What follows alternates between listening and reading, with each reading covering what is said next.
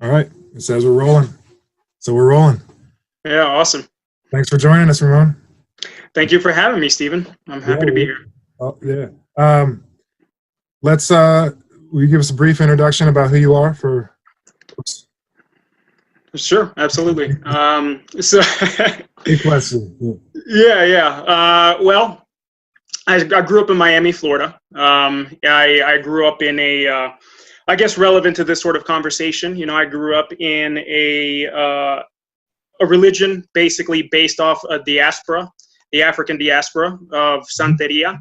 You know, so I grew up kind of learning, you know, magic and witchcraft and sacrificing animals. Yeah, all that. Oh, for all real? that. Oh, yeah. Animals. Yeah, absolutely. Yeah. Okay. And I got initiated into it in a very young age.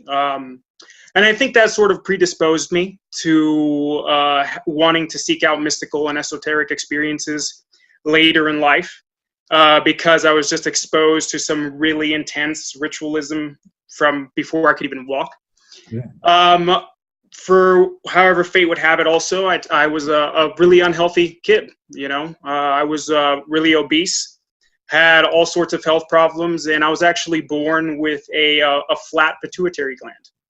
So yeah, so at age 13, I actually had to undergo TRT, testosterone replacement therapy, Oh, wow. just to jumpstart my puberty. Yeah. When I was about 15, 16, something like that, I got really, really heavy into training, physical training and meditation. Mm-hmm. A couple of months of meditation kind of caused me to go, weirdly enough, also through a very intense Kundalini Awakening. For those people who are familiar with it, I'm sure you're familiar with the topic, right? Sort of. Yeah. I'm curious how that manifests. It manifests for people a little differently, though. We can both, sure. If you want, I'm curious how that worked for you. Well, okay. It sort of completely took over my life at the time.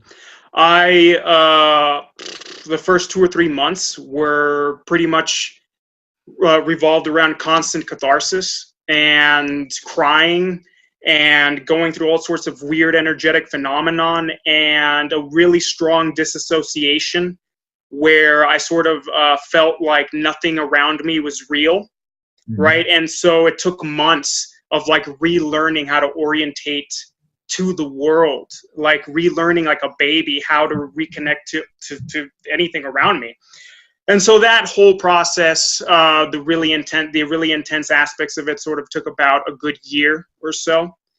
And then about a year or so after, a year and a half, something like that, I moved to New Mexico, got just a basic job, you know, working at a call center, did that for a couple of years. And then I came out to the Wolf Sanctuary when I was about 21 years old. And I've been here at the Wolf Sanctuary ever since. And, you know, at this stage, because of all the different energetic experiences I've gone through and all the different health-based issues that I've dealt with, I've learned a lot about both types of phenomenon and have done my best to integrate that work with what I understand at this point as our ancestral heritage, which I know is something that you're very interested in, but also how we can use that as a power source, in a sense, to move forward today as a species. So that's, I guess, a short introduction. That's great. Yeah, cool. So, let's just keep going right from there. So what have you learned about how to use that understanding to help us move forward as a species? Okay, so I think a lot of things are dependent on context, you know, and the type of context that a person uses for any type of process they undergo is going to have a big impact on the end result, you know, and understanding that the human species has a more primal, wild context in terms of where we're coming from. I think it helps us better understand where we're going and what's sort of important and taking forward with us. If that makes sense. I'm not a huge fan of the sort of reenactment, like trying to reenact our ancestors per se. I'm not talking about the practices. I'm sort of talking about, well, let me put it a different way. I think that we should be doing things differently today, and that, you know, that we can do things better in some ways anyways today. That's how I honor the ancestral heritage of trying to be better today. You know what I mean? Yeah. Go ahead. Yeah. I was just saying, I get that. Yeah. So, you know, it's there's a lot of needs that we have that come from this ancestral heritage that have human beings sick and neurotic and really disconnected because those needs are not met, if that makes sense. Yeah. You know, one really basic example is squatting. You know, like you're talking about the fundamental, like, human resting position that we do most of the time before we can even walk, and people can't even do it. You know, so it's like a huge disconnect from a set of needs, a root system. And so I think that if we're more rooted today in that heritage, then we have an anchor, so to speak, to deal with the complexities of the modern world, and without getting swept in the wind, so to speak, by passing fads or ideas that can dislodge us, you know, from our sovereignty that we can get by reconnecting with this root system. So that's how I sort of process that part of it. So when you say that, so I'm saying that, yeah, obviously there's on multiple levels. There's physical aspects of things, just like squatting or climbing a tree, or, you know, exposing your skin to the sun or and rain and all that. Yeah. And then there's the psycho and emotional, you know, just the whole subconscious ancestry of the primal drives that have in us for, you know, eons. You know, and those things aren't always being met, you know, and it's and it's a lot of the kind of neurosis of the modern world, in a sense, you know. And those things, I believe, fit well together, as far as often meeting one of those needs meets others of those needs, you know. I mean, that's I don't know if this is all maybe tangential to what you meant, or if it was right in line, or yeah, totally. Even like for me, like doing martial arts, you know, it's like there's many reasons I do that, but it also gives a container for violence. Even you know, generally, I work a lot more with the softer aspects of the arts, but nonetheless, it feeds this primal need. You know, one of my teachers used to say, well, we all have an animal inside of us, and most people are terrified of it, so keep it locked in a cage. And then that animal, if it ever gets out of the cage, it's going to go wild, you know. So as you take it out, you take it for a run, you get it tired, you play with it, you put it back in the cage, and it goes to sleep, you know. That's a great analogy, man. I love that. Yeah. Yeah. That could take us in some directions too. Totally. But it helps keep that piece alive, and alive, and, you know, happy and healthy. But it has to stay in its place, you know, in civilization. Totally. Gratefully so, you know. But I mean, there's all sorts of benefits to getting in touch with your aggression, you know. It's really fascinating. I'm a big fan of, like, Chinese medicine, as well as bioenergetic therapy. I don't know if you're like Neo-Reikian therapy, for example, like Alexander Lowen and that sort of stuff. And I'm much more familiar with the theories behind Neo-Reikian therapy than I am Chinese medicine, because Chinese medicine is so vast. Even though I've spent years and years studying it, you know, it's just like I feel like a total beginner. Right, but I found some really awesome correspondences between them, you know. And so, for example, like the aggression, right? And how when you stifle aggression, a lot of really nasty things can happen, like depression, right? Or really bad social anxiety, for example, because you feel like you have to be really suppressed all the time, because if you start using, you know, you start becoming expressive, you know, it taps into that charge, for example, all that stuff. And how, like, I'm sure you're familiar with it, the yang, the primary yang channel goes up the back primary yin channel comes down the front, you know. And Alexander Lowen, back in the 60s, 70s, pretty much discovered the exact same thing, which is so incredible. You know, how he saw how aggression rose up the back. You know, you even see it in animals when they get like really upset, they flare out and their back arches, right? Exactly. And and how our tender feelings are in the front, you know, the softer side of us, right?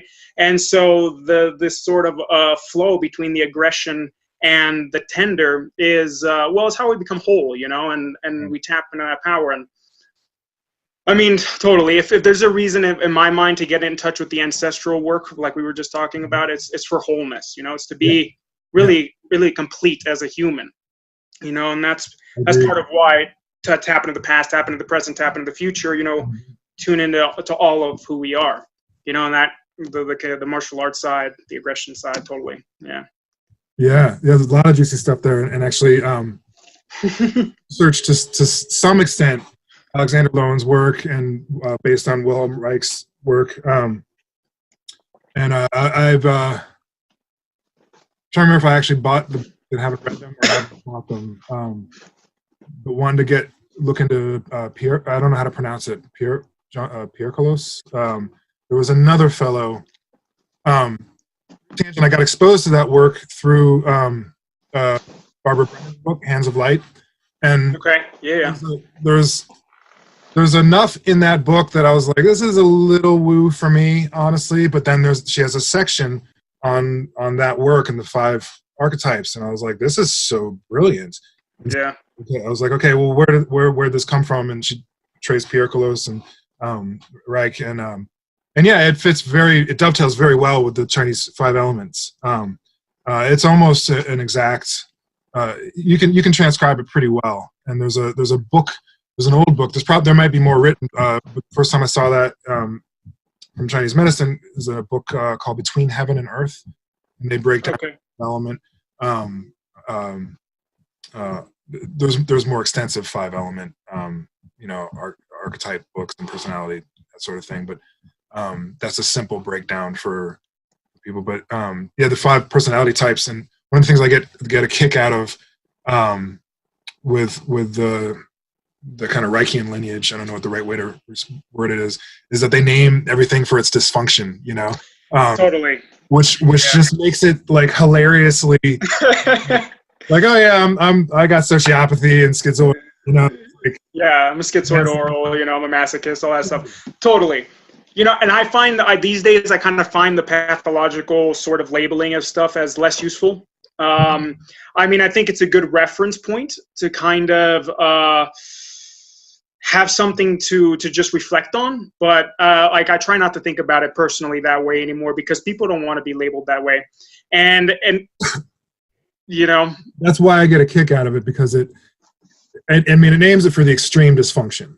Yeah. But it's like, if we all have that in us, you know, then we're all a little crazy. And let's just acknowledge we're a little crazy, you know. And some of us are, you know, but some people are more, you know, the masochist more likely to hurt themselves than somebody else intentionally. And, totally. You know, everybody has the way that they fall if they're going to fall, you know. And no, people if they're not familiar with the framework, and you're like, oh, you're a little schizoid, aren't you? People are like, yeah. But when you just get used to it, I find that refreshing. Like, it takes the in a sense the judgment, but it just makes it accessible and almost humorous. Like, you have to laugh at yourself. I hadn't thought about it like that. That's a good point. I hadn't thought about it like that. Yeah. That's valid. There may be more ways, you know, whatever words, but it's nice. The categories are fairly accurate, and even just going into like how they, you know, they talk about kind of how the dysfunctions arise, you know.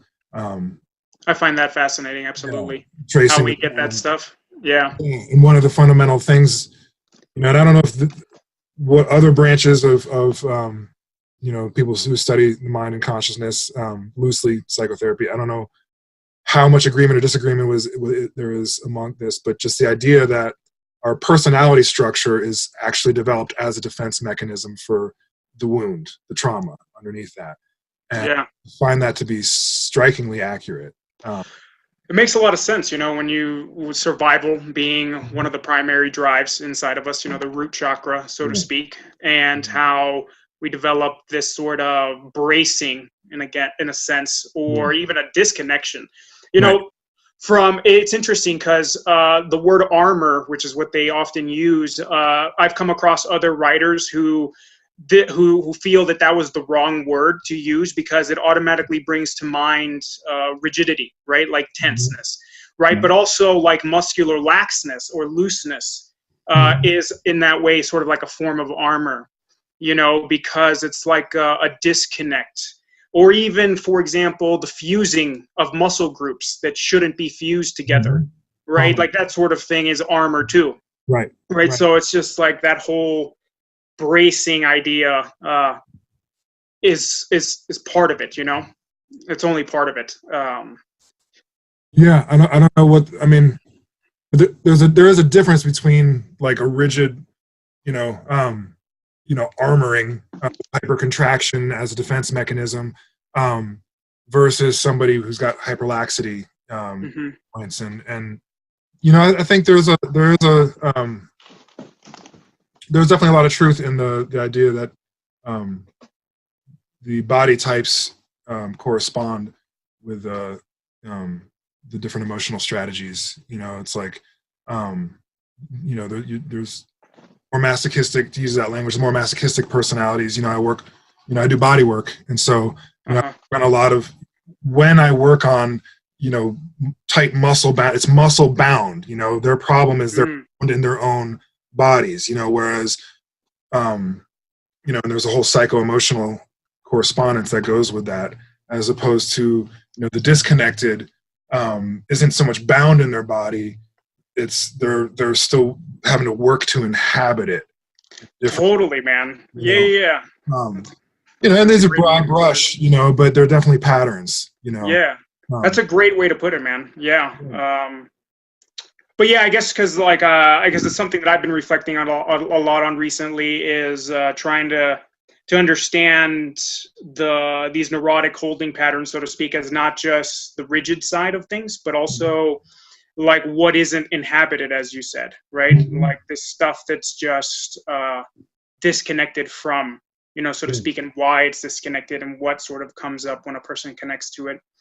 I do find it fascinating, and I totally agree that it is like a defense mechanism towards certain types of expression, right? Because like a baby who experiences intense rage, for example, doesn't have the capacity, the emotional capacity to process that intense rage. So like in order to protect itself from that feeling, it does something to its psychosomatic self in order to not feel that emotion, in a sense, right? Because the emotion itself will destroy it, right? And that's how I understand the defense mechanism aspect of it.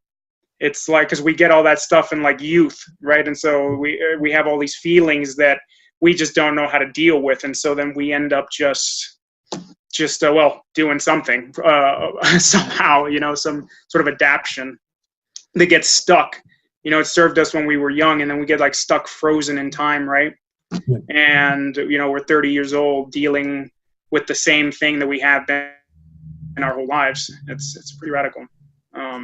When I was using that model to try to understand things, like the oral and the oral schizoid masochist, rigid, I think it was, and hysteric. I'm pretty sure. Yeah. Some of them call it hysteric. Is that a 5 or a 6? Oral. I'm pretty sure it was 5, but I did get confused between the rigid and the hysteric at times. It seems like different people spoke about them. I believe in one of Pierre Colos's books. No, I'm sorry, Lowen. In one of Lowen's books. I know who you're talking about now. Yeah. Interchangeably. Now I'm blanking. Okay, we got masochist, oral, schizoid, psychopathy, psychopath. Right. Yes. Yeah.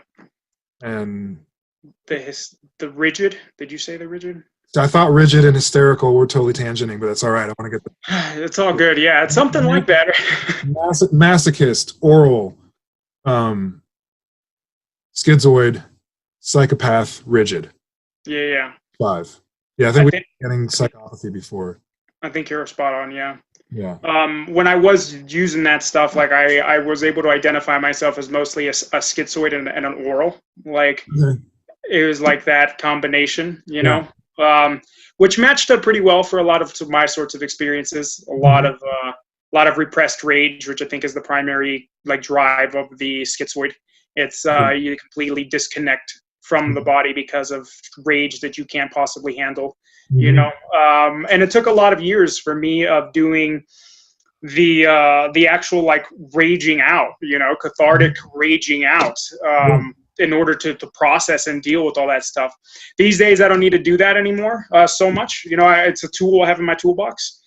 These days, like I can actually tap into aggression through martial art. You know, it was funny because at one point I had done martial arts for a long time, you know, but it was very mechanical. Like I realized that like I couldn't tap into the emotions of aggression. Like I couldn't really feel it deep down inside. And so I put martial art aside for a while and then started doing the cathartic work, right? And then after a couple of years of just raging out, right, I was able to now tune into that same feeling at a much more subdued, but also like channeled, you know, and subdued may be the wrong word, more like contained. Yeah, like a little flame inside of a container, you know, that I can now channel even when I'm doing really soft, you know, moving work. I can feel aggression behind it. So interesting, you know, how like there's certain feelings that you can be totally unable to feel. Like you just can't even have them, right? Because they're either overwhelming or they're completely disconnected and there's no in between. You know, you can't just feel it at a normal level and hold it, right? So I did find that totally fascinating. The first time that I practiced martial arts after years of doing catharsis, I'm like, wow, this feels so freaking different. Like I can actually feel this stuff now. Whereas before it was just empty and hollow. Like I was just controlling myself from over here somewhere, you know, without really being in it, you know. Yeah, it's really cool. Content. yeah, exactly. So the cathartic that unlocked that for you, was that like intentionally raging or what screaming or what were you? All that stuff. Was it just having tantrums or? It was interesting. I had done Osho's dynamic meditation. Have you ever heard of that? I don't know the details of it. I don't know anything about it. It's Osho's. You know who Osho is? Sure. He came up with a meditation that was a dynamic meditation. That's what he called it. It was a 5-part process, if I recall correctly. The first part of the process is rapid breathing, which I think is pretty much trying to turn on the limbic brain. Then it was just cathartic raging out, whatever happened, crying, laughing, screaming, jumping, yelling, it doesn't matter, whatever came about. Then it was like hopping in place and sounding the word, huh, huh, huh, and like to sort of ground the body. Then it was silence, where you would just kind of fall on the ground and like just feel the body. And then it would be a soft flowing dance. So it was like this 5-part process. Very powerful stuff. I found it useful in the past, but I had done it like a little bit in the past. So I was really aware of that sort of process, and I had studied bioenergetics and I had done some of the work, but I didn't realize really how deeply aggression was there for me. So how blocked it was and how much of it there was underneath the surface. So one day after doing a high intensity interval session, right, I don't know. I had to rage. It just, this thing welled up inside of me. And I just let go. I said, you know what, fuck it. And I'm just going to be whatever is coming out. Right. And so probably cathartic and let out a ton of anger, just raging, screaming, doing things that kind of almost look like gorilla or chimpanzee movements, which I thought was super fascinating. Right. I mean, it felt like a huge weight was lifted. Funny enough, right afterward, I got a huge rash. Like my whole body got a red rash right all over itself. Yeah, which was, I mean, and it was because of that. I mean, I know for sure, which is fascinating, you know, because different ancient cultures would have likened aggressive feelings to like fire or heat or red conditions, right? And it's pretty logical. It looks, and so yeah. And then I realized that was going on, and then I spent the next year or two doing all sorts of different exercises that revolved around tuning into your aggression. Some of them would be like grabbing a towel and twisting it and like, almost like wringing out somebody's neck, that sort of thing, choking someone out, doing a tantrum on the ground the way that they teach it, kicking, screaming, yelling, just doing whatever kind of came out. And I mean, yeah, it did a lot of good for me, a lot of good. Yeah, and I don't think everyone needs that, but if you do need it, it's absolutely a lifesaver, And I mean, it has changed every part of my life, absolutely. Tuning into my aggression that way changed everything. And I came to see aggression as a very necessary power source. It's your yang, basically. And there are extreme explosions of yang, which are not necessarily useful outside of a certain context in today's world. And there's a more lower level, just day to day, I'm tuned into my aggression as a person and I'm comfortable with it. Mm-hmm. And it was very, very useful. And so that was probably, I'd say that was probably the biggest benefit that I got from straight on bioenergetic therapy was the aggression work. And at the time I called it owning my aggression, and it was like a set of exercises that just were all about that. Interesting. I've never gone into it like that directly. It's, to me, like I said, it's more contextual. Sure. But I've been, it's funny. I mean, I spent more than a decade really just focusing on the yin aspect of practice. And a lot of blessings in that, a lot of learning in that. But I'm doing that now. Yeah. And, but it's all about the balance. It's like I had like, it's a lot of my younger days was more young, not that I was hyper aggressive, but very physical effort, exertion kind of practice. And I was missing a lot of that. And just the emotional aspects of bringing back the kind of more yang and fire aspects of the practice have been tremendous for me. Mm-hmm. It's helped lift my spirits. It's like, and even,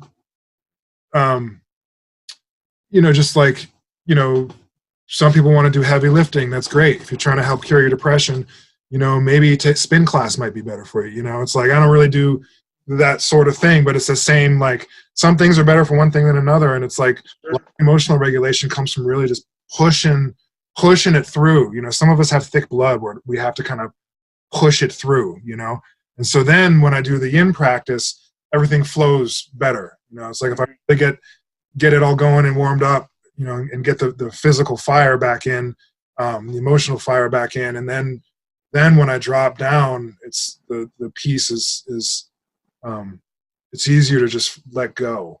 It's all about finding the balance, and that changes the person. It changes over time, changes with your intent and what you're looking for. But it's been good for me to come back to some of that yang practice. Was kind of my main point in that. Hell yeah, man. Yeah. And that I'm kind of more on a yin kick now, Now I'm like trying to tune into my true yin. Yeah. And my practice has become a lot more yin. Yeah. And it'll be what it is, but you're right. I absolutely agree. It is about balance. It's one of the things I love about things like Ayurveda and Chinese medicine, how they sort of look at you look at the process as balancing elements, so to speak. Right. And I have found that to be incredibly accurate. I've done a ton of reading and experimenting and working with like Western science when it comes to health and wellness. I mean, easily I've put in my 10,000 hours in that field. You know what I mean? Like, absolutely. And that was very helpful. It gave me a certain context, but I have gotten more from like the process, like cultivating myself and my day-to-day process and my health and wellness from studying the Ayurvedic and the Chinese medicine. Like those two have given me a more grounded set of tools to work with, for understanding myself. Yeah. They're both incredibly rich arts and traditions, but even just on the elemental kick, I mean, it's one of these things. It's funny to me how to certain people that seems, quaint or silly or something, and it's like, the Western mind is so obsessed with all the details. It's like, yeah, but you can't ever learn all of them. You have to structure them into larger patterns, and that's what, we can, whether it's divided by 3 or by 4 or by 5, there's ways of slicing it, but to just look at the fundamental underlying patterns is, how I see it as one of the main points. It's like,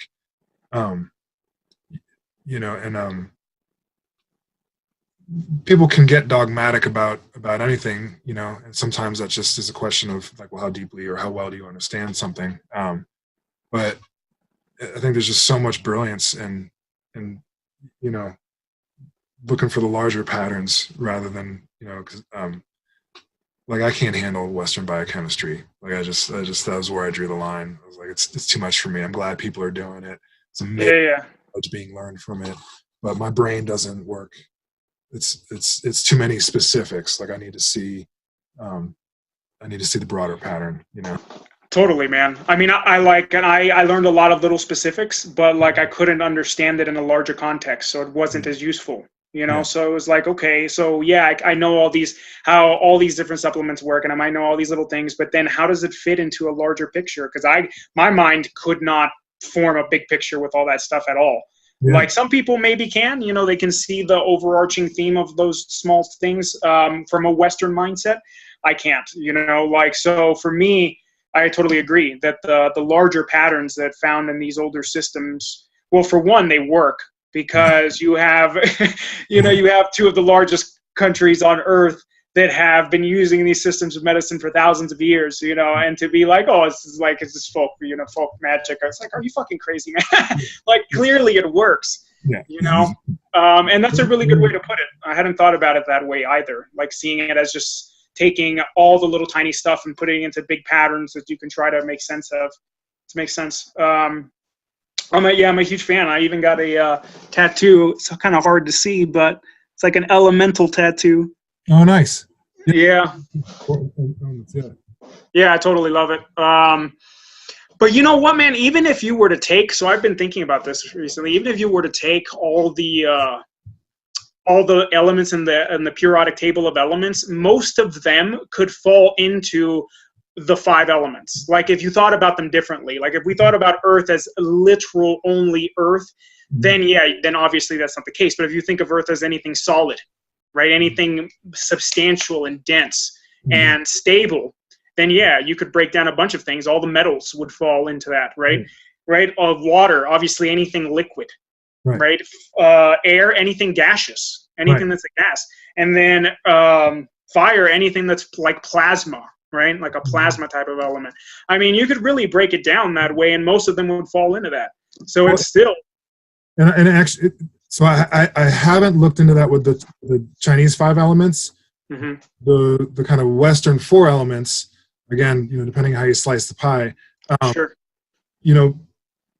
From my perspective, and this isn't something I've looked at recently by any stretch, but like you're saying, I mean, there's fire, and fire is the transformative aspect in conception, and then you're left with earth, water, and air, and like you said, those are phases, and you can look at the chart, and it's like, I mean, the metals are grouped, that is earth, and then over here we got the noble gases, like even they go down the line, but noble gas, that's all air, and they all do, each of the families of compounds. Like I said, I haven't looked at it in a long time, but you're absolutely right. If you look at it, you can fit it into those, and it makes it cool. I mean, it's still how we think about things, because I mean, fundamentally, whether it's the element, the periodic table of the elements, or just categories, it's like we need these kind of hierarchies, even though there's periodic table of the elements, we noticed, okay, all of these are the metals, and we can explain why because of how the electrons bond and all that jazz, but it's a whole lot. Now we have metal as a category, and we can place things comfortably, and then we can grow the category. So there's this hierarchy of abstraction in a sense, and as long as these 10,000 details can fit into more abstract boxes, or more abstract categories, then we can reduce the number into something very useful. Mm-hmm. And that's a good way yeah.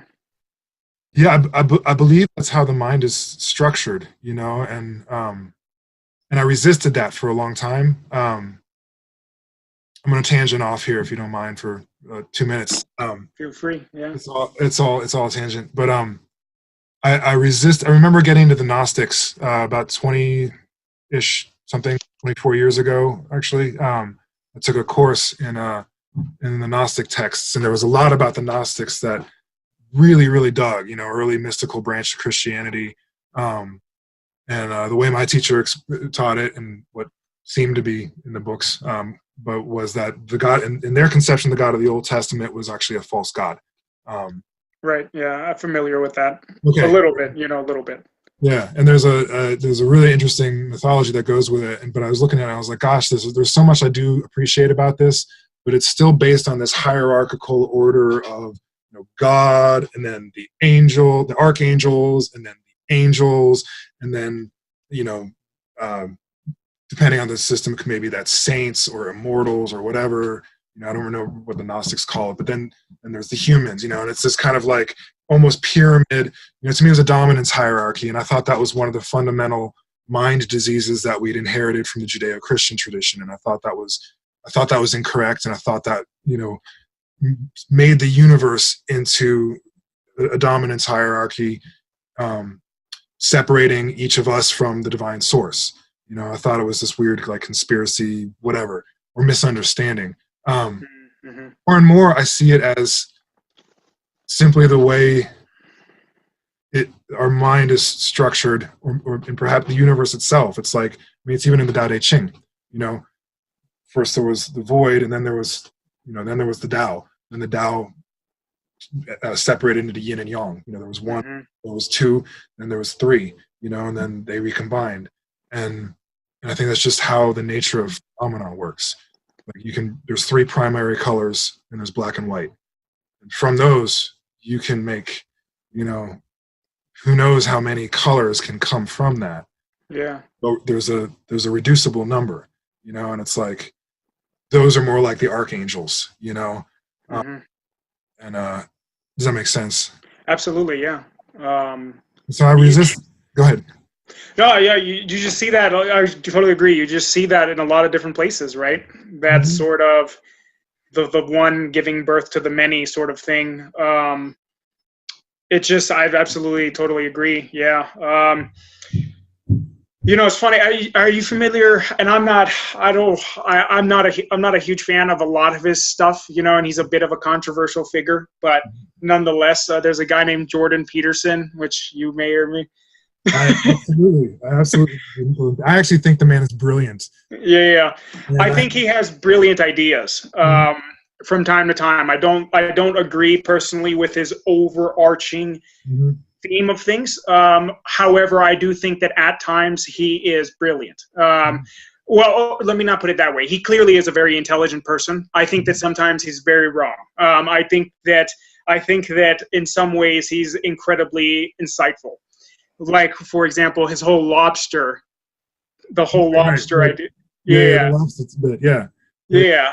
Hierarchies, and how, hierarchies on this planet are, millions, if not billions of years old, and so we're structured that way to our core. And I think that's very true. It is. He didn't come up with that. That's, okay. Biology and and the psychological and the neurological testing that's come, but he's where I first heard of it, but he didn't. Me too. Yeah. Out. There's nobody I agree with 100% on anything. Well, that's a good point. Yeah. So, and then, it's like, I think it's great to disagree. I disagree with him on things. There's some things that I definitely don't agree with him on, but I appreciate how he thinks. Me too. And I will say that point in particular, because I've been around some of these, some of these circles that, I've certainly heard many people say, oh, hierarchy was, created by white people and capitalism, and and I've had people argue that, and they have historical references, and it's like, no, it's not, Yeah. it's old, it's Yeah, really it's very old, old. and Yeah. when people get twitchy is they think you're justifying it, and it's like, no, if you want to cure a disease, you better get the diagnosis right. Sure. So you have to understand something, and then you can work with it. And it's all about it's all about the tool, right? I mean, like hierarchy was a tool of evolution in a sense, right? I mean, or it could be, who knows? It could actually be structured into the way that time and space even work. Mm-hmm. Who the fuck knows, right? But I mean, like, there's a difference between also hierarchy and I guess class division and oppression and things like that at a level of humans. Totally, It's a very complex topic. But that's why the word has triggered meetings. It's like we could, when we're talking in the abstraction, we could call it a hierarchy, or perhaps it's more of a fractal in nature. That's a really good point. But there are these larger and smaller divisions. It's like, the category of, well, and there's different ways of structuring a hierarchy. Conceptually, we could say trees. And then a subcategory would be evergreen trees and deciduous trees, and that's a hierarchy of thought and abstraction. Doesn't have to mean you like conifers better than oaks. Sure. There need to be any judgment. There doesn't need to be. It doesn't need to be a dominance hierarchy. It doesn't need to be an oppressive hierarchy. It's just a way of category. Totally. Talk about humans, like, immediately it gets into the social structures. One more thing, and then I'm going to step off the soapbox, and I want to hear what you have to say. But the category of I think part of the issue is when we talk about society, it's tempting to say there is a hierarchy. There is not a hierarchy. There are multiple hierarchies, and I know for my life and my experience, I've been in many strange subcultures and countercultures and weird corners of the world, and you'll still see hierarchies, but they're based on things that are outsiders might find ridiculous. Like what? What's a good example? Just one that pops up in your head as ridiculous. I mean, just as far as like, I mean, in my world, it's often come down more to like social clout. To what? I'm sorry? Social clout. Okay. All right. Yeah. I've never like competed on Wall Street to have the most money, but I've been in places where it's like, oh, like if you happen to play the fiddle, you're the man. That's all there is to it, Okay. Yeah. And that's perfectly understandable, but there's a hierarchy there, and that'll play out with mating desirability and respect and support and opportunities, et cetera, et cetera, et cetera. Sure. Yeah, we've got many of them going, and that's the point. If you don't like this game, find another game you like better, because there's lots of games out there. And yes, I understand, we can look at economics and politics, and then there's more of kind of a hierarchy, but it's like, that's only one game. I mean, we're all kind of forced to play it to an extent, but not the only game, It's a really good point, man. Yeah, absolutely. That's my perspective, because it's like there's different value structures. It's like, well, what's really valuable, Right, value is perceived mostly. I mean, to a certain degree, Yeah. Yeah, I think that maybe in like like where survival, like life and death come into play, like those things change a little bit. That's another game though, right? Right, that's another just aspect of it all. Mm-hmm. Thinking of like military hierarchies and things like that. But like it's even in things like the Kabbalah, the Kabbalistic tree of life, for whoever is familiar with it. There's an absolute hierarchy there. Hinduism, Brahman, the one that then spreads out into the many. It's even in the Yoruba culture, the African religion that I grew up in. Well, religion's the wrong word, and Yoruba's not a religion. Yoruba's a culture, but it was in that, like the Ifa, which is that tradition. You even have the one, which they call, there's different names for it, but I knew it as Olodumare. And then there would be many that would spread out from it. It seems like just a kind of the way that things work, at least the way we understand it, And one of the fundamental, again, yin and yang, internal, external, we can see the hierarchy in the external world, but it's also a map towards the inner world. It's like going back to what we were talking about earlier. We have the conscious mind, very active, got names for 10,000 things, more actually, but da-da-da-da-da-da, and then you recede into consciousness and things are slower and the thoughts are slower. There's fewer of them and there's more picture, less detail, right? There's more pattern, less detail. And so to me, that whole concept, it's not contradictory. At the core is the monad. The core is the one source of all things. That's the deepest part of you as well. It's also the name for God, But in order to get there, and even though we have a direct connection with that all the time, but there's these intermediary layers. You have receding into the conscious and subconscious mind, slowing the brain waves down. It's like whether it's like we were talking about the bioenergetics and the 5 archetype personalities there. Well, archetypes are around everywhere. And one aspect of archetypes are our own personalities, right? I went through a phase. I had it was just a really kind of tumultuous, isn't even the right word. I had my whole life kind of turned upside down. And I was just like, holy shit, I don't even know who I am or what I'm doing anymore. And I'm not sure what got me on the kick, but what I did was I printed out pictures of all the Greek gods and put them on my ceiling, on my wall. And I looked at each of them individually as an aspect of myself, an aspect of my personality. And I could point to this one, oh yeah, you and I, we understand each other. We've got a good relationship. Like, oh, it's my boy Pan. Like, I know who that is. I need more time with you, but we know each other and love you. Zeus, you fucking arrogant, womanized asshole. I've always judged you my whole fucking life. I thought you represented everything wrong with the fucking world. And the whole, like he's like the politician. He's like everybody's favorite asshole, he's like fucking Trump combined, like they both have like a lot of that archetype. And I hated him.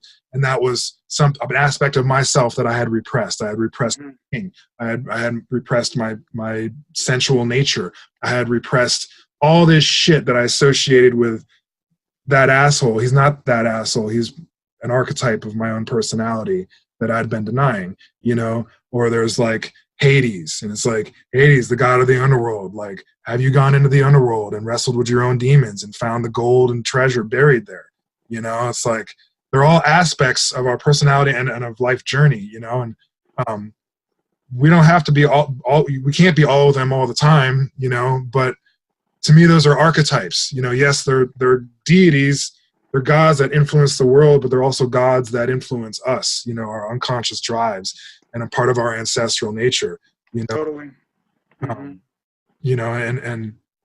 to me, I don't know how to articulate this properly, but the passage of time is also the recession into the subconscious. It's like the systems that there are systems in our body that got put in place before we emerged from the water. That's almost entirely autonomic.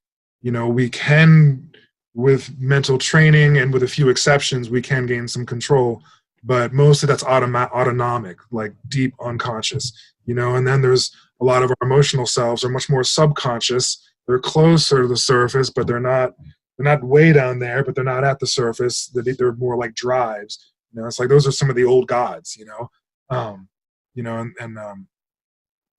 the longer something was, or the more recent it was, is part of the marker of how conscious or unconscious it is within us. It's a concept I'm playing with. I don't know if it's factual, but it bears out a lot most of the time. I think it makes a lot of sense. Yeah. Yeah, it's pretty cool. And it's funny that you mentioned the gods. It's actually something that I've been starting to get back into. Those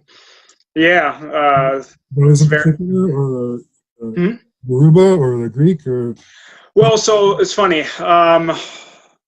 So when I was about 15, 16, something like that. I kind of left the Yoruba tradition at the time. Santeria, to be more particular. Right.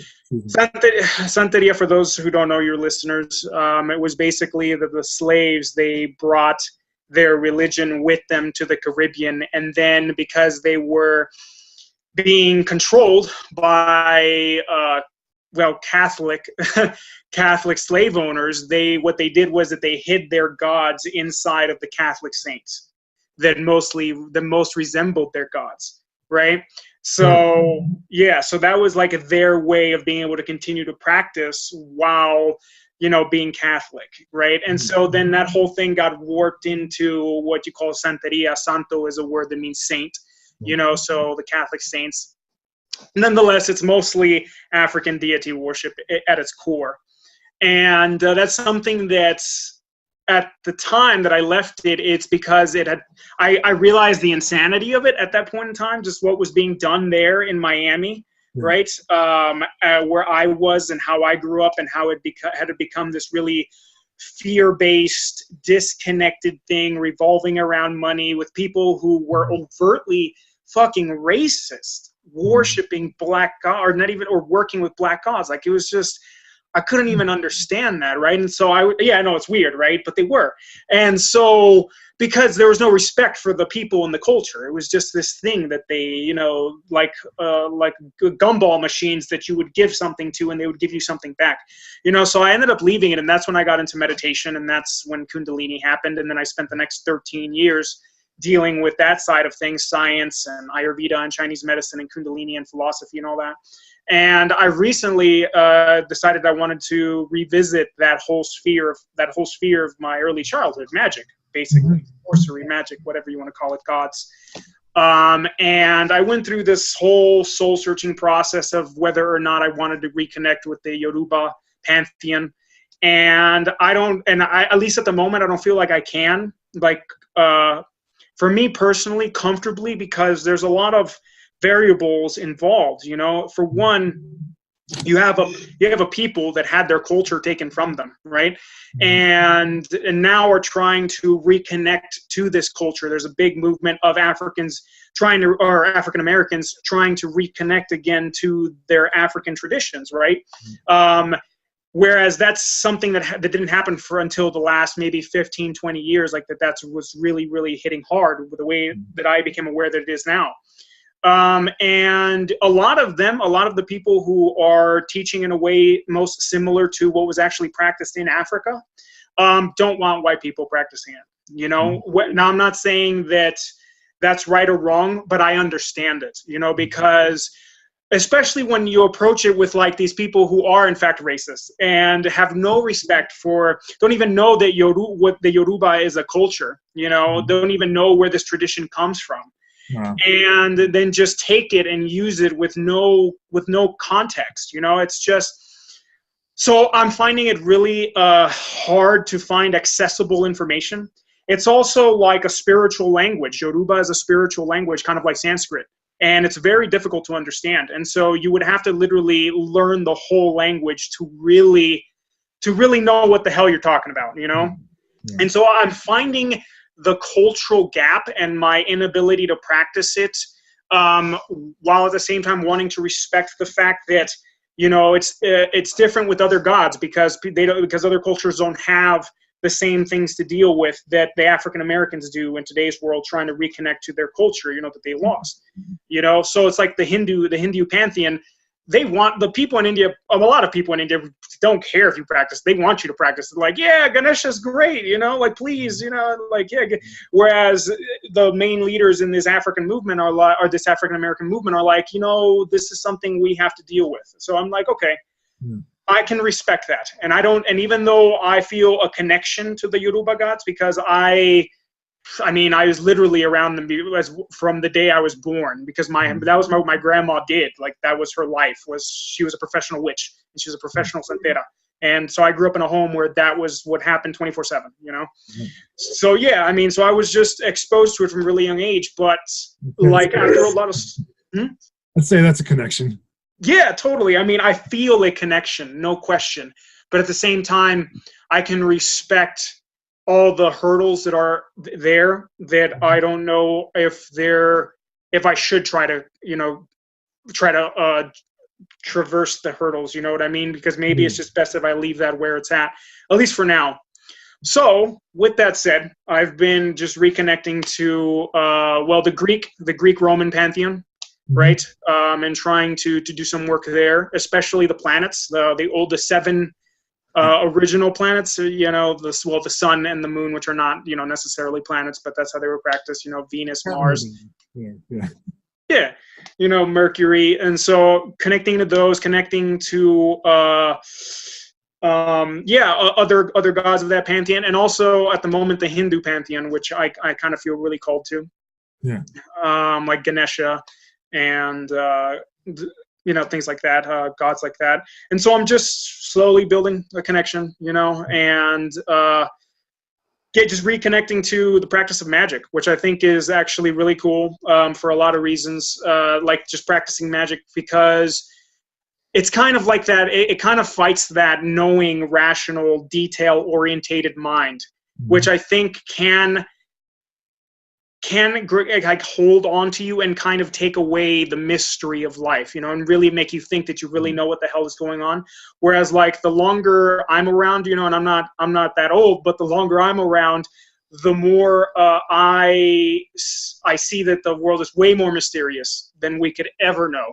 Yes. And that, I mean, there's stuff going on like we can't even begin to know, and so I think the knowing, that part of us that thinks that we know, is a little lie, it's like a big lie, whatever, but it's just this thing we have in our head that tells us this is what is, and you really lie to yourself. And I think magic sort of tunes you into a different aspect of things. And I'll also say that, like, from my research, magic is ancestral, it's primal to the human species. Like tribal cultures all over the world have practiced magic for as long as we can remember. Some form of ritual or ceremony or connecting to the nature spirits or the gods of hunting, or please the land, give us a good bounty. It doesn't even matter. So I think that sort of relating to the world is a very ancestral way of seeing things. Funny enough, Carl Jung, in his book, Man and His Symbols, he talks about how a return to that the animistic perspective is more of that of the primitive mind, so he called it, really just the more of an ancestral way of looking at things, So for me, that was part of what drove me to it too, was just reconnecting to this ancestral mode of relating to the mystery of life, and also, of course, that I grew up in it, So yeah, I've been doing that, and it's really cool, And when you say, how does that look for you? What do you mean when you say magic? I guess it could be a lot of things, Not to pry. You're welcome to keep you. No, totally. It's all good. Well, sorcery, like that's how I'm kind of learning to relate to it at the moment, is actually trying to. Well, there's two things: either internal change or external change, right? And growing up, I saw things that you couldn't fucking believe, man. Like that you would do like external, like so to get an external result, and it would happen, and you would be like, how the hell? Stuff that, I mean, I'll give you a great example. Like I was, I was in high school, right? And I was tripping on mushrooms, and it was my first time ever on mushrooms, right? But this kid showed up who at the house that I was at, who had tried to steal my bike or whatever, So I go up to this kid and I punch him in the face, and I start kicking him on the ground, and people rip me off of him and all that stuff. It was a mistake, because apparently that kid was a very connected kid to a bunch of people who at the time would have beat the shit out of me, and there's nothing I could have done about it. And so one of the cousins, he caught this beef with me, and so for months, this kid was constantly just telling me how much of a piece of crap I was, how I was garbage, how I was this, and I literally couldn't do anything because he'd be sitting with 5 other dudes. Like, so at the time, I'll admit, I was, I wasn't going to do anything because I knew I would just get my ass kicked, So I just kind of let it go and let it go and let it go. And then I finally told my grandma about it, and I'm like, I can't handle this kid. He's just, he's on me every single day. He hates me because I punched his cousin in the face. And she went to work right away, put together a powder, right? And I went to the school. I blew this powder the way she told me to blow the powder in and throughout the school. I shit you not, man. That day, the kid stopped. Literally. Within about a week or two, we became friends. Like, I'm not even kidding. It's one of the best examples I have of just like how incredible it was. He literally that day stopped. Like, Wow. it just, yeah, it was incredible. Like, and so it's one of the examples that most clearly sticks out in my mind, you know, because it was so shocking. It was just like, I can't believe this kid stopped. And then a couple weeks later, we were friends, and then we stayed friends. You know, I know, it's incredible, right? You know, and I know a lot of people. I grew up in that, like, magic works. You know, there's how it works. We don't really understand. You know, I don't think any people can theorize that it's belief, that it's gods, that it's spirits. I think it's way more complicated than we can even grasp. You know, and I think that just accepting that it's messy and that we can't know for sure is kind of part of the mystery, you know, of it working. So I've been doing some magic to try to make like external change happen in my life in certain ways that I want, and also others to try to wake up certain things internally for me. That's how I've been working with the planets, for example. So like I'll do an invocation of, let's say, the goddess Venus. And I'll set up the practice and I'll do the invocation and I'll try to basically wake up the ray, so to speak, of Venus inside of me. And then how do I go about like expressing Venusian energy in my life, for example? What I was talking about before. That's exactly. Totally. Yeah. So, which is incredible because right away, as soon as you do it, you start getting things happening in your life, moving, that you're like, man, like I just did a simple invocation today, and now all these things are being thrown at me that I have to deal with. You know, it's incredible.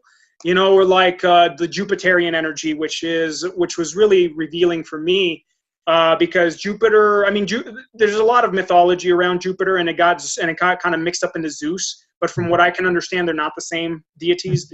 You know, the Greeks said they made their own thing, and Zeus has different qualities than Jupiter does when you really look into it. But like, so Jupiter could be in some ways like the energy of good governance, right? Let's say how you govern your resources in your life in order to come up with an auspicious result, basically. So then as soon as I did that, I started to see all these cracks and patterns in my life and all these holes and shadows where I'm like, man, like I am not governing this stuff well. You know, like I am not doing what I could be doing to really get things going for a good result. So that's an example. You know, a Mars invocation for me took me into a meeting that was going to be a really tough meeting, and I had unshakable confidence and no ego at all. It was fantastic. No ego, but unshakable confidence, and I did exactly what I had to do, and I got exactly what I needed done with a really hard meeting that was great. You know, and stuff like that, which is just why it works, who exactly knows, but it works. And that's part of what I love about it, is the mystery of it. You know, it's like, okay, I can just accept that I can't control everything, you know, with my little head. And yeah, you know, and even magic is not about causing things to happen. It's about influencing things, you know, and it's like, can I communicate with this energy, whatever this energy is, whether it's something in the mind or something outside of you, and create a relationship to try to make things happen, you know, or try to influence things to be better, you know. And yeah, so that's kind of where I'm at right now with that. And that's good stuff. That's good. Yeah. Stuff. Sorry, man. I've been talking for like 20 minutes straight or something like that, dude. Like, go ahead. No, that's perfect. That's perfect. Yeah, that's cool because that's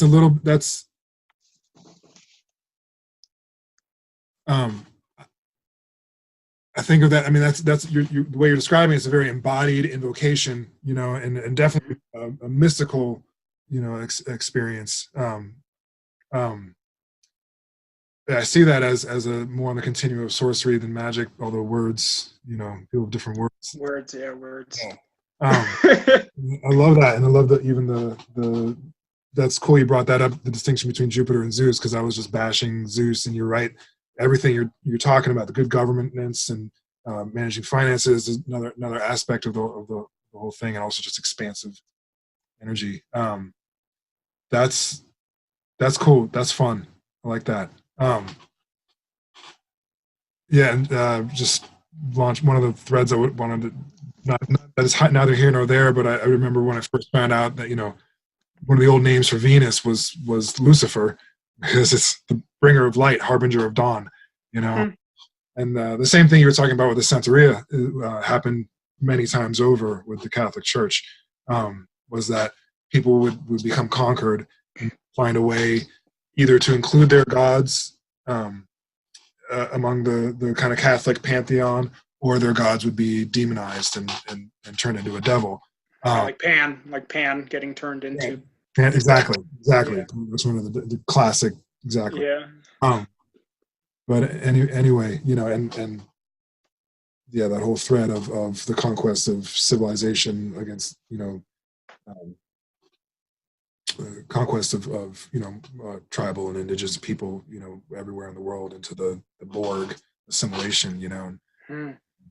And like you were talking about before, the practice of getting back to those roots, to those ancestral roots, and it's always an interesting question to me about, I mean, there's specific lineage, and then there's more broad based, like you were saying with the Yoruba, wanting to keep more to people with maybe some blood ties, or I don't know if that was exactly the criteria, and Yeah, I mean that's there's a number of, interesting.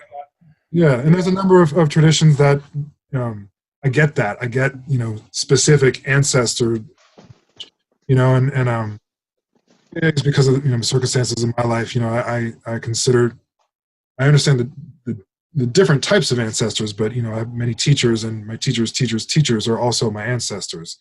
Sure. And that's a two-way, I have to be accepted as that, but, and some people, and then there's just random connections that, there may not be a living bridge, but you connected with an energy or with a person or whatever. Sure. I mean, just to be clear, like the Yoruba thing, like I point that out because it's not the same to me as like China personally, just in my honest opinion, it's not the same thing as like Chinese medicine, you know what I mean, or something like that, like a Taoist lineage where they're not griping about, if they're teaching you, they're not griping about you learning it. It's theirs to give you, you know what I mean? It's different with like African Americans who literally are trying to reconnect to something that was stolen from them, and that they're just, it's a precarious time for that culture, and you can't practice when you really understand, from what I was understanding, like African religion, you can't practice it without a cultural context. Not really. Like you can strip it away and do what you want with it, but that's not really what it's about. There was a huge cultural element to how African religion was practiced, because you practiced African culture, or you lived African culture. So there's this mindset that we have as Westerners, which is in some ways opposite to the real traditional African mindset. And I'm Western, like to my core. I know that. I practice things from other cultures, but I still practice them from a Western mindset, and I own that, and I'm cool with that. I don't need to be anything else. I can appreciate other cultures, but I don't need to be something I'm not.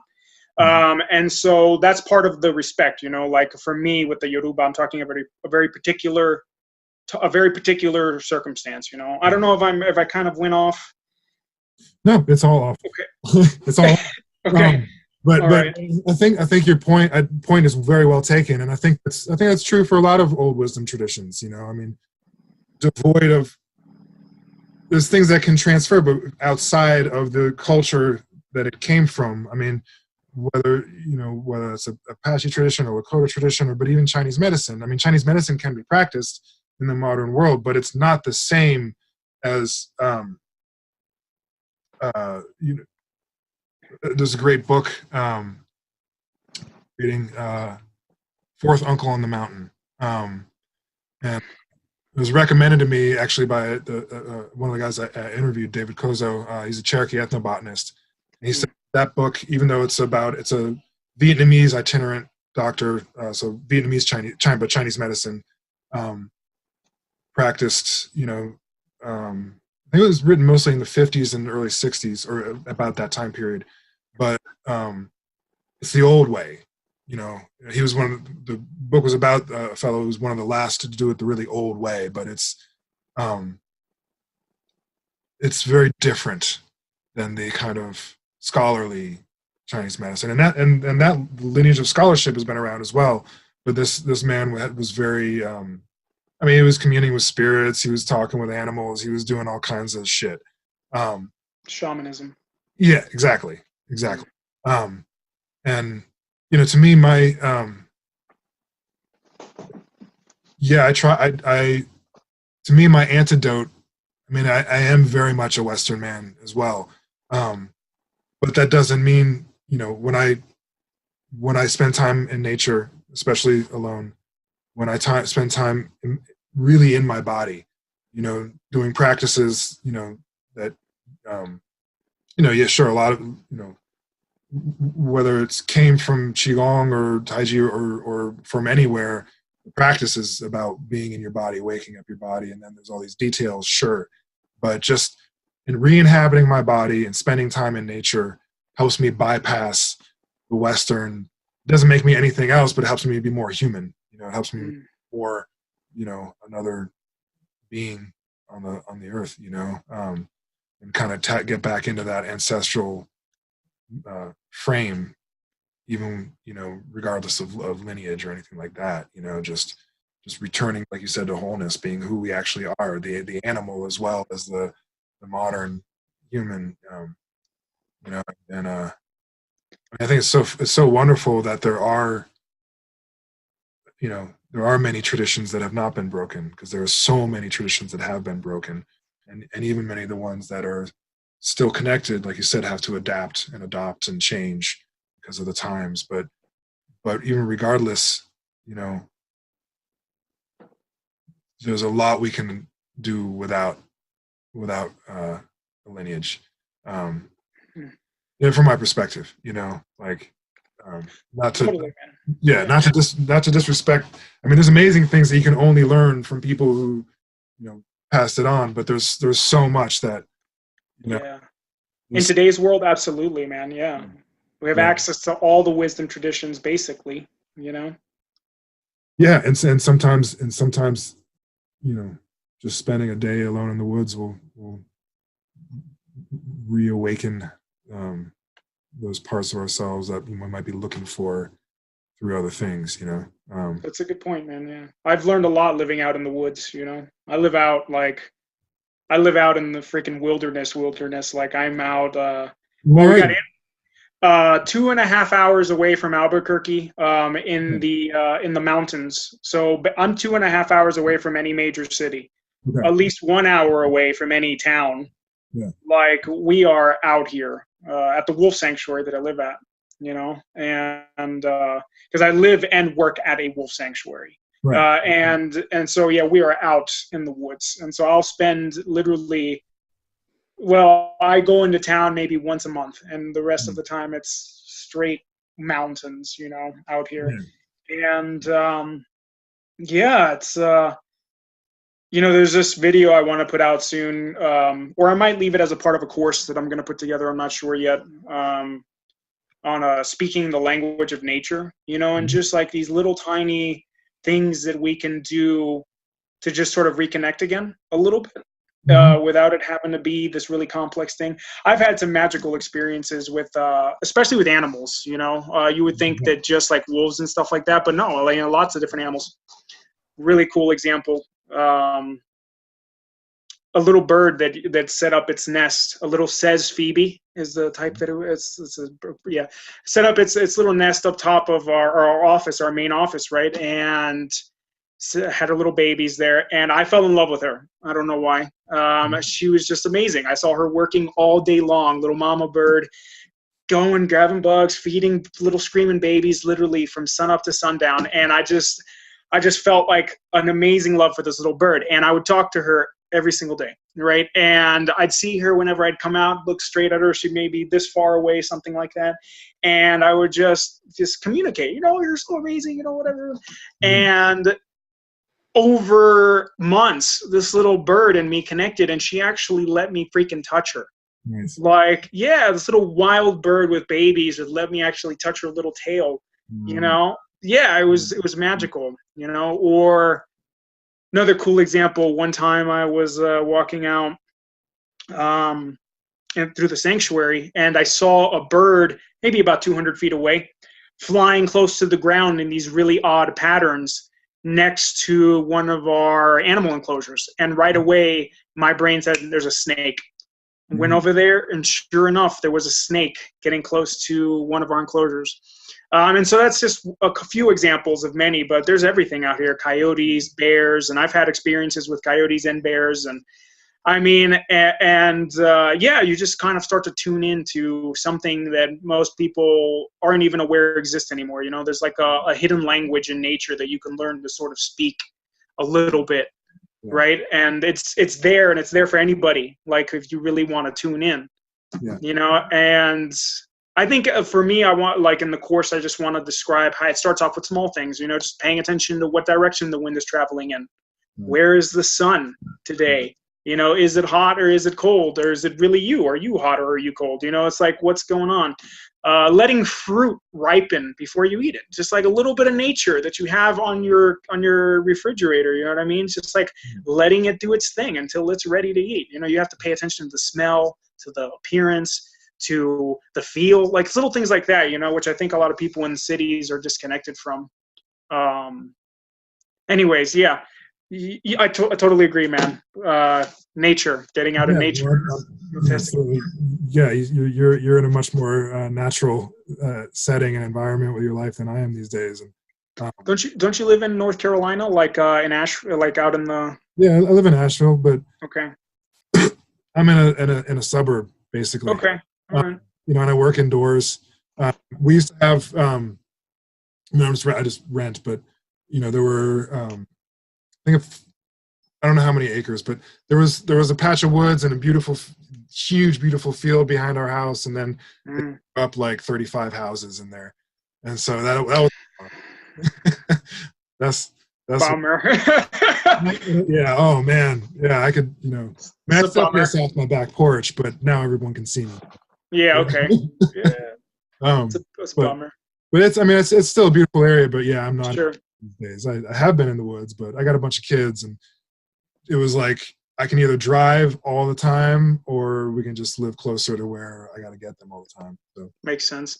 I mean, you know, it's been amazing, and I've been absolutely transformed by the experience of being out here, but at the same time, it's hard as fuck, man. Like, you know, I haven't had a shower and a toilet, and for years I didn't have a kitchen. Like, we live in really primitive housing. Like, you know, I mean, we got a little kitchen here, but we still don't have a bathroom. We still don't have a shower. It's shared, it's communal, and it's about a mile away, for example. Yeah, something like that. And maybe 3/4 of a mile, something like that. Yeah, I've been hauling water bottles to my house. Like, literally, I shit you not, man, water bottles like these that I've been filling. I fill about 5 or 6 of these a day down at the sanctuary, and I bring them to my house. And I've been doing that for 7 years every day. Wow. To drink and cook. Yeah. So, like, on top of having the demands of the modern world, because I have a job, you know, where I work on computers and trying to start my own business and doing all that stuff, I also deal with the really primitive lack of basic needs, you know, that you have to meet in other ways. So it's not something I want to do forever. You know, it's really stressful. If I didn't have the same demands as the modern world, that's one thing. Yeah, like our hunter-gatherer ancestors, they could do amazing shit, like run 300 miles because they worked maybe 3 or 4 hours a day, you know, like meandering around, maybe a little hunting, a little gathering here and there. They got so good at one point that they didn't have to bust their ass. So they had this store of Jing, you know, of chi that they could just, I'm going to do it, you know, but we have all the shit that we have to deal with, and the stack not having the basic needs, it's hard, you know, especially for me on a body like mine, you know, with a flat pituitary gland and just all those challenges. It's been hard, but it's taught me a lot. Taught me a lot. Don't want to do it forever. But yeah. Well, so you've gone this far and haven't really asked you much about working at the Wolf Sanctuary, and one of the things, one of the things that I've like some of the conversations we've had online and things like that, I've been about, like, let me rephrase that. Can you share some of the lessons you've learned about, for example, a lot of misconceptions about wolves and how they operate and how they are similar or different from dogs, and maybe, obviously how that may relate to us and our nature or not, or that can be implicit or. Sure. Well, it's a very loaded topic. There's a lot of elements to it. Yeah, very misrepresented. That's for sure. Wolves in general are extremely misrepresented animals, likely one of the most misrepresented on the planet. Mm-hmm. There are so many myths that are out in the public about how wolves act and how they don't act, Mm-hmm. that it's insane. Like, it really is. A really clear example would be blue eyes. For example, you see blue-eyed wolves on wolves, blue eyes on wolves all over the fucking place. Like, they're in TV shows, tattoos, art, all that stuff, right? And wolves don't have blue eyes. Like, that's a dog thing. I've seen it. I know. I've seen it. I never thought about that. Yeah. Yeah, it's absolutely a dog thing. So people will be posting photos of like, oh, look at this blue-eyed wolf, and it's like, no. But then what happens is that when you're actually dealing with blue-eyed animals that look like this, that look like wolves to some people, to the general public, like a husky. Exactly. And you're like, my wolf is great. This is the best animal I've ever had. I'm like, well, that's because it's a goddamn husky and not a wolf. So it's not just that the people don't understand wolves in general. They get mixed up with dogs a lot, and some people have an idea that a wolf is like a big dog, and it couldn't be anything further from the truth. So it does tie into, like, the difference between wild and domestic, right? So like a wolf is a wild animal, so some of the things you could say about that, especially with wolves, are that they are very independent. They have their own mind. They have no desire to please us at all. Even when they're young? Even when they're young? Well, when they're little puppies, they kind of want to play. They don't want to please us the way a dog wants to please you. It wants to do what you want it to do.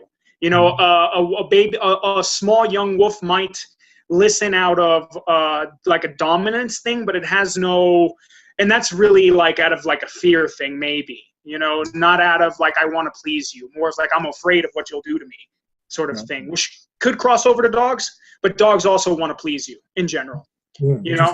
They basically have their own agenda.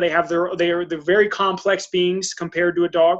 Not to crap on dogs. I love dogs, but a dog is not as complex of a being internally as a wolf is. The wolves have they're truly their own agenda. And then you have a dog who is the opposite, it's domesticated. It wants to listen. It wants to do what you want it to do.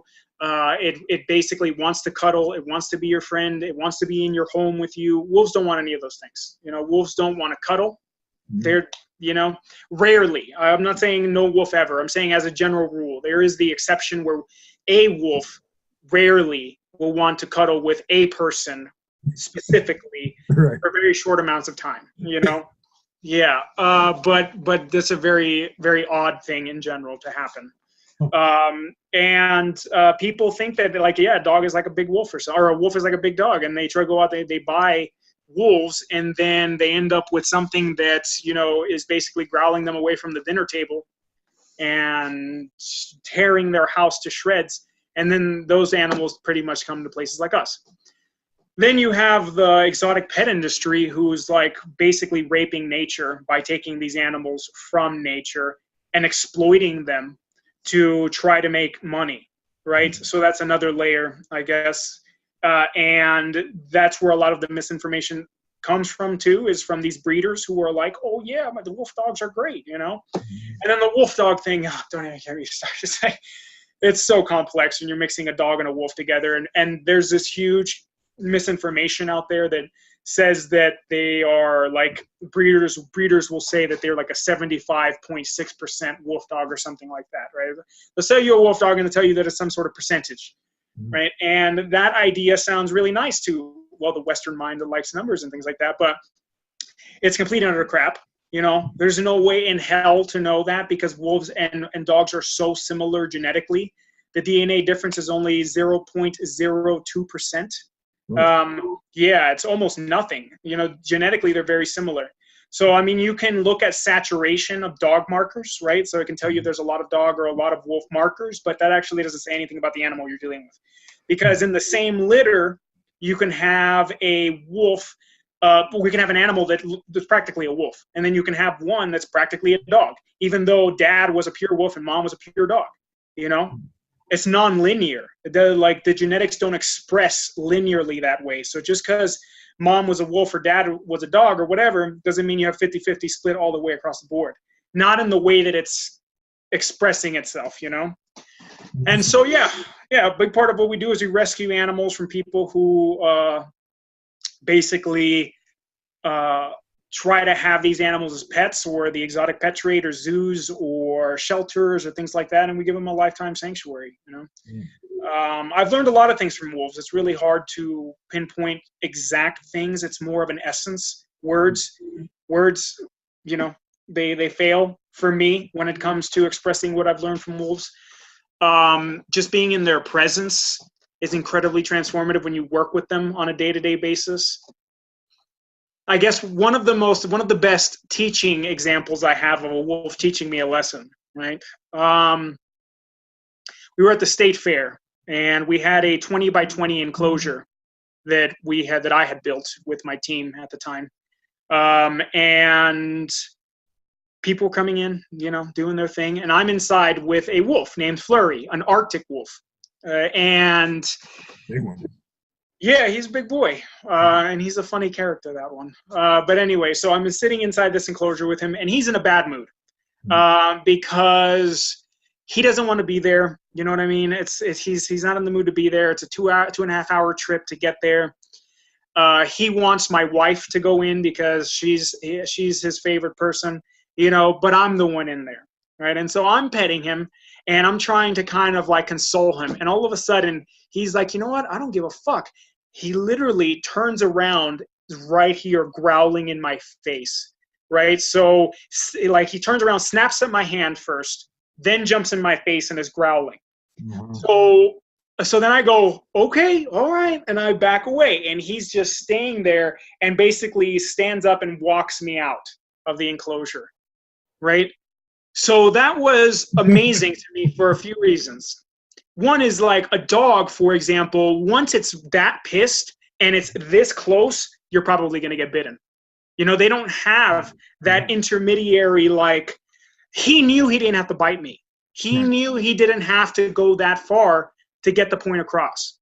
Yet he wasn't afraid to tell me in no minced words, you know, that I'm not in the mood for your shit right now. You get out of this enclosure.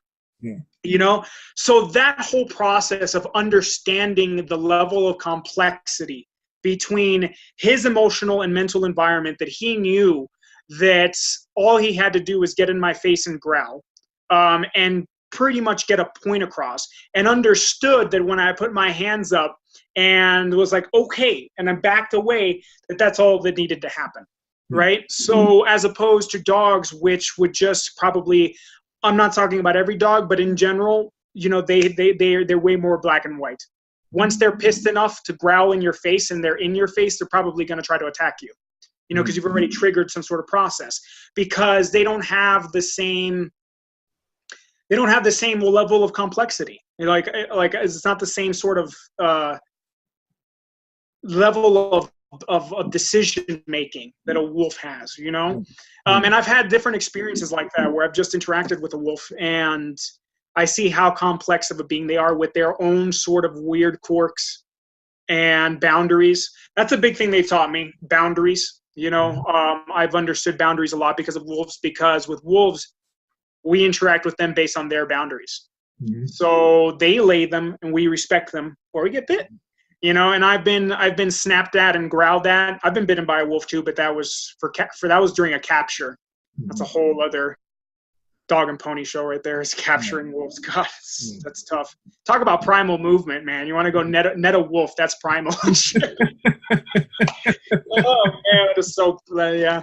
But anyway, right. So, and it's just, you understand boundaries, and you understand being able to connect in a space that's safe for both boundaries, and yet at the same time exchange what is possible. So much so that I have at times, like, people have, I think I have at times have actually had to, like, point out that, like, I work with wolves. I'm very conscious of boundaries. What can you do? It's, which was good for me, because I had a lot of trouble with boundaries in the past, before pre-wolf era. So they very much taught me that lesson. I think there's a resonance thing that happens. You spend enough time with them, anything, and it starts to kind of affect you. Yeah. So much so that I've actually had my whole spine tingle when they're howling right next to me. Like, when a wolf howls right next to you, you can feel it, man. It vibrates your body, because they, their capacity is so much more than any dog. Like, to howl, it really comes from deep within, and so they have definitely affected me that way, through resonance even. But again, that's words, like, it's hard to explain. Well, it sounds like, just to jump in, it sounds like a lot of what you're talking about involves body language. I mean, that sounds like the main language you're speaking with wolves a lot of the time. Which it's very, very perceptive, yeah. Yeah. Totally. No question, totally. Body language is huge. And I've always been good at reading body language. I guess it's something that, like, I guess I didn't link that, but it has made me better, sure. Like, being able to, like, to communicate outside of words, and being able to read those cues. And I'm an animal handler here, so on occasion I take out an animal to meet the public, like the rare animals that want to meet the public, because most of them don't, right? And so being able to read their cues and read other people's cues, it's a really good, let's put it this way, it's a really good flow state vehicle, like, for me. Like, when I pull out an animal, like, I have to be in flow pretty much the whole time, because if I'm not in flow with the animal, then stuff, it could go bad. Yeah. That's all the early warning signals. Yeah. Dude, you ever have a guy named Steven Kotler? He's one of the flow. He teaches a lot about flow state. You ever heard of a book called The Rise of the Superman? I don't think so. Oh man, it's an awesome book. I think personally you'd love it, from what I know about you. It's a book on flow, right? And it talks about flow state, and it's a bunch of stories about elite athletes in flow state, especially extreme sports. But anyway, that guy who wrote that book, he had this podcast that he did where he was talking about how flow state, right, is something that seems to have developed primarily in social hunters, right? That there's certain types of, that flow evolved to, like, connect disparate animals of a group to be able to move together in the hunt, right? So I don't know if it's true, but I think it's a pretty cool idea. So he uses certain biochemical markers that tell you whether or not a species can actually experience flow state or not. Wow. Right? Yeah. And so, like, he has this dog sanctuary, and out here in New Mexico, and he'll go for hill runs, right, with dogs that are given to him that are sick and with cancer and riddled and are going to die in, like, a month or two. And they'll go out into the mountains and run together, him and, like, 30 dogs, and get into flow. So they're all in flow state with each other, running for hours, and then these dogs live for years compared to what they should have. That's awesome. Because, and, he talks about how it's possible that we developed this capacity with wolves, for example, with dogs, to be able to get into flow with each other, especially with wolves. And I've had a few experiences which I think point me to that being true, like, without even trying to, so I can't take any credit for actually doing anything special, I've been able to mind meld at times with the wolf so freaking, like, deeply that it felt like there was an ancient pathway there for doing that with them. Yeah. But I don't know, but yeah, I think it's cool that, like, the flow state, interspecies flow state Yeah. is absolutely possible. You know, definitely possible. I've never had the opportunity to do it with a wolf. That sounds extra special. Definitely had interspecies flow state. Hell yeah. I was definitely I was trying to think the concept that only some animals can do that is interesting. That never occurred to me. I don't know. I mean, you watch birds. You know, a flock of birds change direction like that. You know, Good point. but and it just got me thinking about times when you were talking. My eyes were drifting off because I was having memories of times where it was like, oh, the group flow state. Yeah, that's been rare. Catching a flow state solo is less rare, and but the group flow state, like, oh, okay, that's where. Yeah, we just called that telepathy, but sure, you know, it's a little less charged. But I had some interesting experiences with that, you know, and again, I mean, to me, that's part of. Okay, I'm probably I'm going to be careful not to mince my words too much. But the going back to that flow state you were talking about, like when you're with the dog and having to be just on point. I think there's a certain element of danger that really helps kick a flow state in, you know, like. That's a good point. You know, it's really good reason to pay close attention. You know. Yeah. I don't know if it's required, but I, you know, even I think consequence. Yeah. And having a need. It's funny that we're such strange creatures as far as like even just paying attention to what we're doing. You know, it's like as soon as we think we can start slacking on paying attention, most of us will. You know, not everybody's the same that way, but it's a really common tendency. It's like, oh, I know this drive. I don't have to, you know, it's like whatever, you know. But you know, when you know there's danger, I mean, that can also just be excitement or chaos, or you just don't know what's coming. But yeah, interesting. So flow state with wolves. That's cool. Yeah, I mean, you kind of have to, man. Like, it's just, as you were saying, there's a danger there. You know, it's like you're introducing a wolf to like a 10-year-old kid. It's just like, damn, you have to really pay attention. Yeah. I bet that's cool. I think it's cool that you and your wife both do that work. And she's really the wolf whisperer, not me. I mean, she's next level. Like, I'm kindergarten compared to what she can do. It's incredible. Yeah. Yeah, I'm just. I imagine that must be totally projecting here, but I mean, just like we were talking about before, like that, the kind of the body language and the reading, the fact that you both work do that same work, you're growing in the same language in other ways as well. You know, could be projection. I don't know, something to think about. No, that's absolutely. I appreciate so much about my relationship with my lady is that I don't always need words because she can read my emotions in my body very well, you know, and it's like, oh, thank you. I don't need to speak it. You know? I find that very refreshing, you know, because words are taxing and they're kind of not in two-dimensional, you know, and they can also be incredibly articulate in ways that are unimaginable with just body language, but there's a different, you know, there's a different depth to it, you know. I just think that's a cool phenomenon, you know. And, and again, I thought about that. It's part of that whole ancestral, you know, thing you're talking about as far as like, 10,000 years ago, I think we were all way more cued into body language. I think that was, you know, I don't know, you know, maybe it was more 100,000 years ago before spoken language became so dominant. But I bet even 10,000 years ago, you know, I mean, we were functionally modern humans, but different things, you know. Words engage a different part of the brain, you know. And even the language you speak. Yes. Like a tonal language would be, I think, more grounded in a way, you know, than say English, for example. Yeah. Because you have to, tone is different, right? You know, like toning is more like you can feel tone in your body.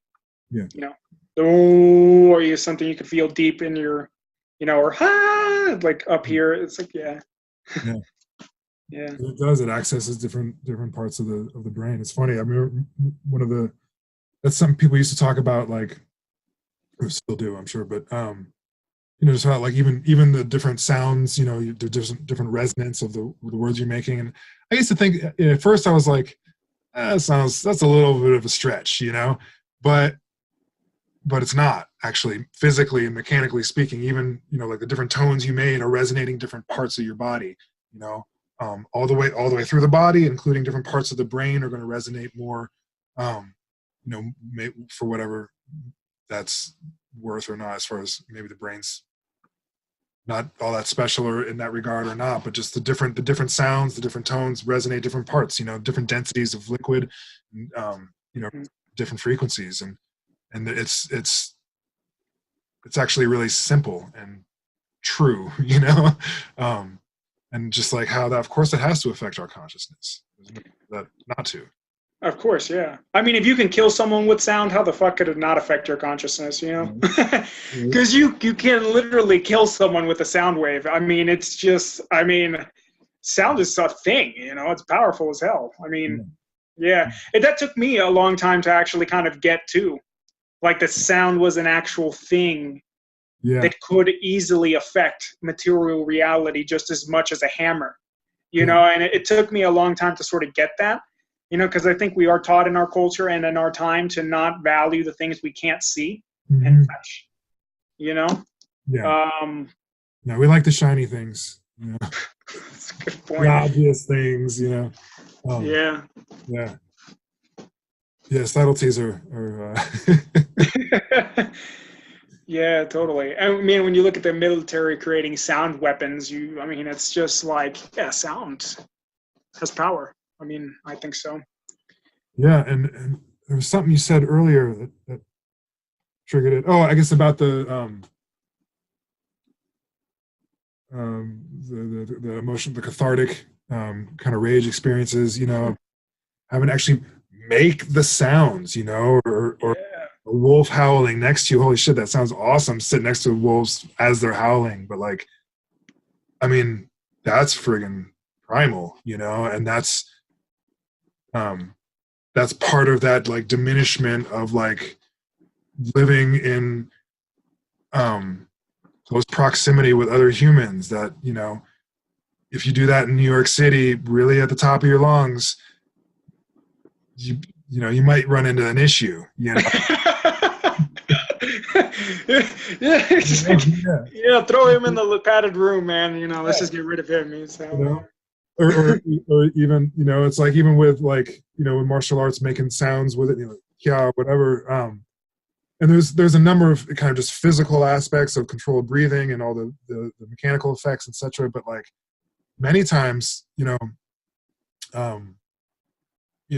working with people and just getting them to actually vocalize as they hit something will trigger some kind of emotional catharsis, especially if there's some trauma related to violence in the background.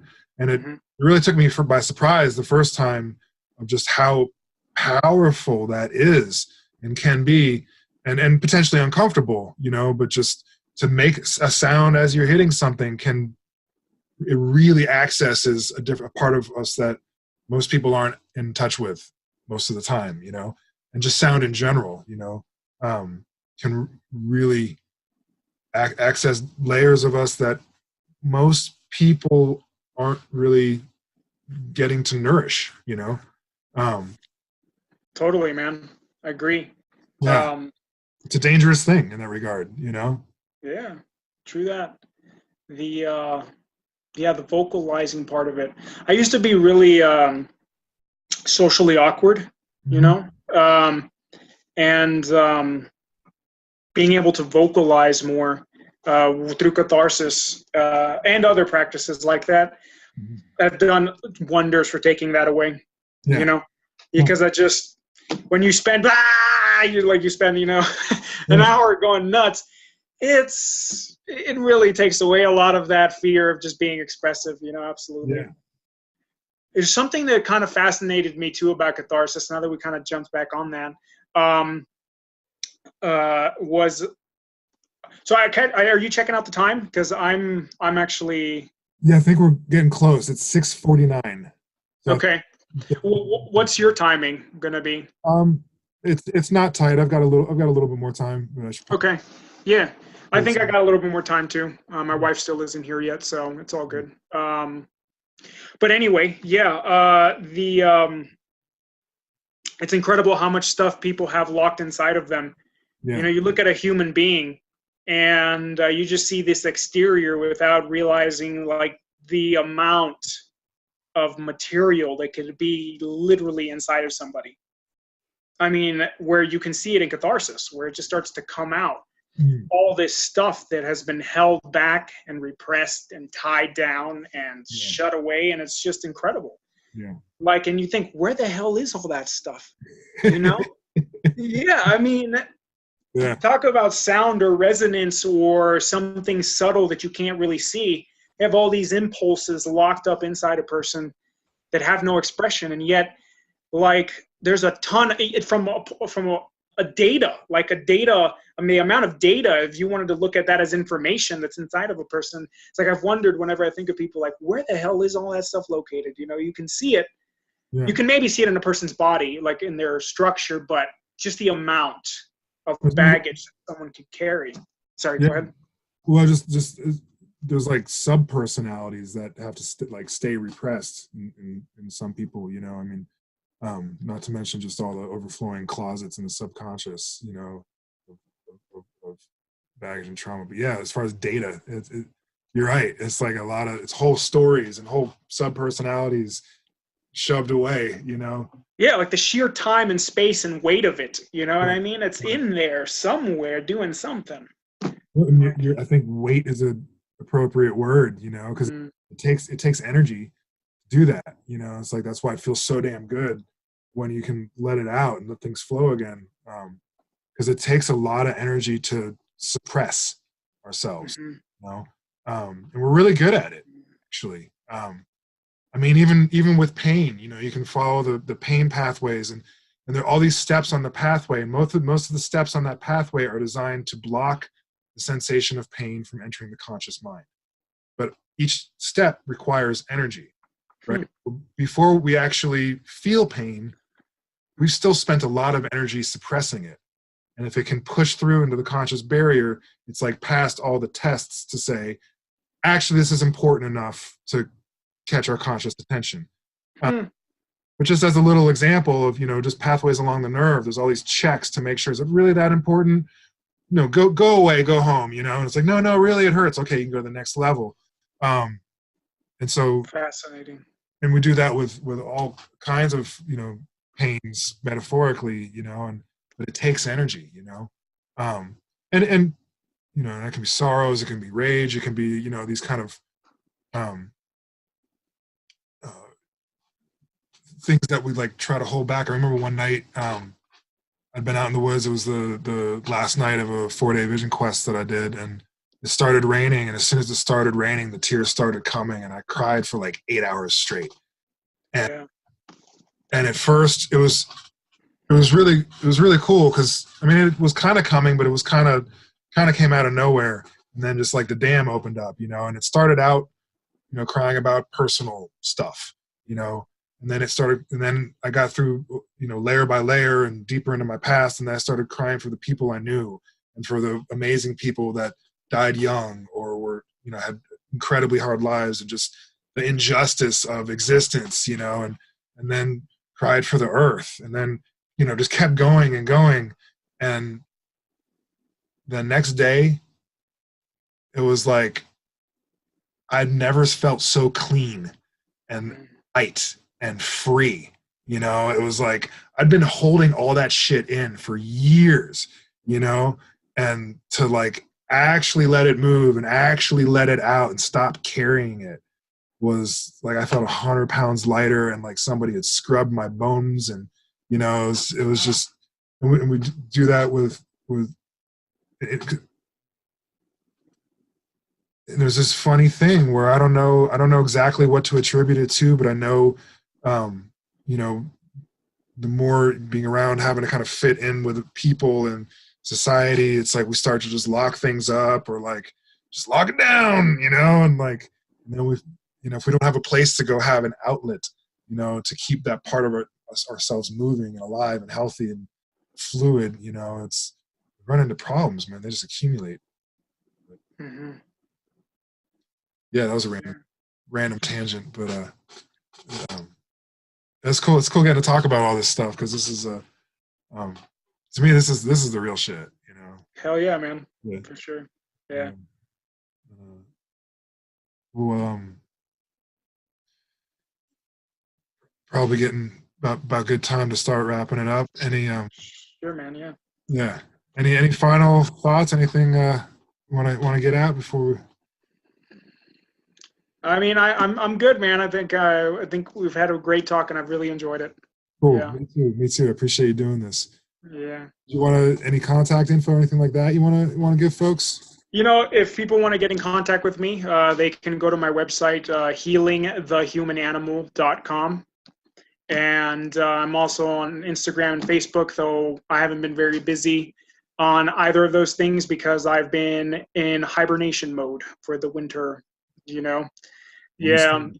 There was this like, this year especially, I felt winter hit, and I went, you know what? I'm going to honor the fact that I need to go in winter inside. Yeah. And I have not been doing stuff. But it's going to pick up back here soon, my YouTube channel, Instagram, all that stuff. I'm going to start putting out content again, not just doing the winter thing. Yeah. Totally understood. Natural thing for a man at a wolf sanctuary to be doing. Yeah. That's all under Healing the Human Animal? Yeah, healingthehumananimal.com. Yeah, man. That's the main place. And yeah. Awesome. It's been a pleasure. It has been. Thank you very much, Stephen, for having me. Yeah. I think we should do it again sometime. Yeah. Yes, let's definitely. Okay, cool. Take care, man. You too.